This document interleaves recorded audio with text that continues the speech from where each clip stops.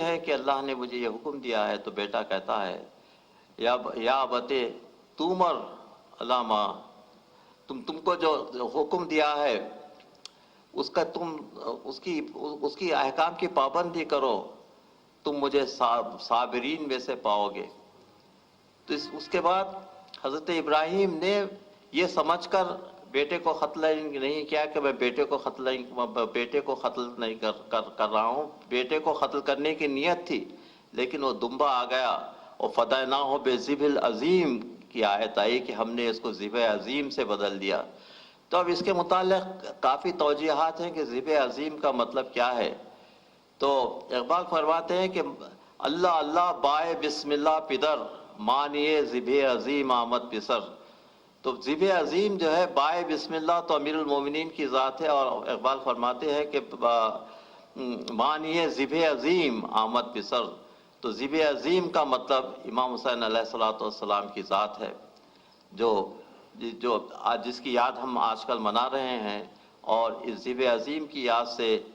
قوم زندہ ہے، اور قوم میں قربانی کا جو جذبہ ہے وہ قربانی کا جذبہ زندہ ہے، کہ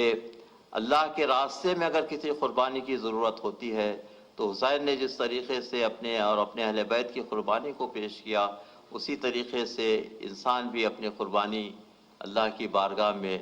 اپنے نفس کی قربانی پیش کر سکتا ہے، کہ کم از کم وہ برائیوں سے محفوظ رہے اور نفس امارہ کے ترغیبات سے محفوظ رہے، تو انسان کم از کم یہ کر سکتا ہے۔ تو قربانی کا جو مادہ ہے، جو جذبہ ہے، وہ حیوانوں میں نہیں ہے، یہ صرف انسانوں میں ہی ہے۔ تو انسان اور حیوان میں بہت بڑی جو ڈسٹنکشن ہے، یہ قربانی کا ڈسٹنکشن ہے۔ اس کے علاوہ انسان اور حیوان کے جو فرق ہیں وہ یہ ہے کہ انسان ہمیشہ ڈرتا ہے کسی چیز سے، جو ہے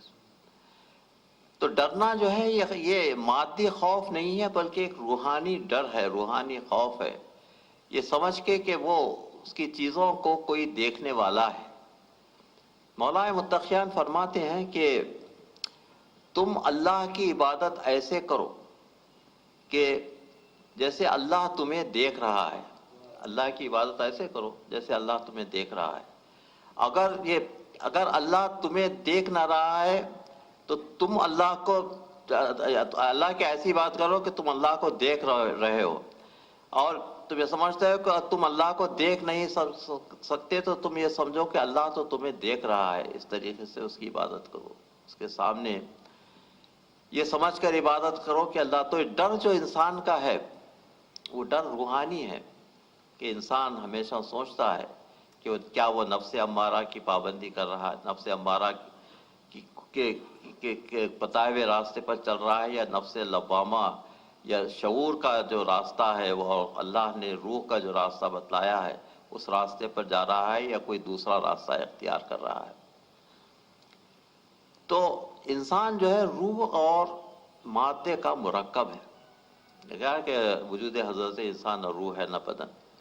تو آپ کیا کہہ سکتے ہیں کیا یہ روح ہے کیا بدن ہے؟ نہیں۔ عالم امر کا جہاں تک تعلق ہے، عالم امر اور عالم خلق، عالم امر وہ ہے کہ انما امرہ اذا اراد شیئا ان یقول له کن فیکون، یہ عالم امر ہے۔ اور عالم خلق جو ہے جب کہ چیزیں خلق کی جاتی ہیں تو عالم امر اور عالم خلق یہ دو چیزیں ہیں۔ تو جسم کا جہاں تک تعلق ہے انسان کا وہ عالم خلق سے تعلق ہے، اور روح کا جہاں تک تعلق ہے وہ عالم امر سے اس کا تعلق ہے، کہ روحیں وہاں پر عالم امر میں ہمیشہ موجود رہتی تھیں، اور عالم خلق میں جب اللہ انسان پیدا ہوتا ہے تو روح کے ساتھ پیدا ہوتا ہے، تو عالم امر اور عالم خلق دونوں ایک جگہ ہو جاتے ہیں۔ تو روح کی جو ایکشن ہے، کیا یہ آپ نہیں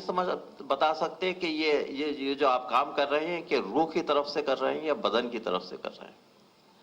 بدن اور روح دونوں ایک ساتھ کام کر رہے ہیں، متوازیت ہے یہاں پر، پیرللزم ہے، روح اور بدن دونوں ایک ساتھ کام کر رہے ہیں، اس میں آپ یہ نہیں بتا سکتے۔ تو یہ فعالیت جو ہے انسان کی وہ روح اور بدن دونوں کی وجہ سے، اور دونوں کے دونوں کام کر رہے ہیں۔ تو بدن کا آخر کیا ضرورت ہے؟ بدن کی اس لیے ضرورت ہے کہ یہ روح کے لیے آلۂ کار ہے، کیونکہ اللہ کے جتنے احکامات ہیں ان احکامات کو بجا لانے کے لیے بدن کی ضرورت ہے، اور بدن کے ذریعے سے آپ عبادت کرتے ہیں اور بدن کے ذریعے سے آپ روزہ رکھتے ہیں۔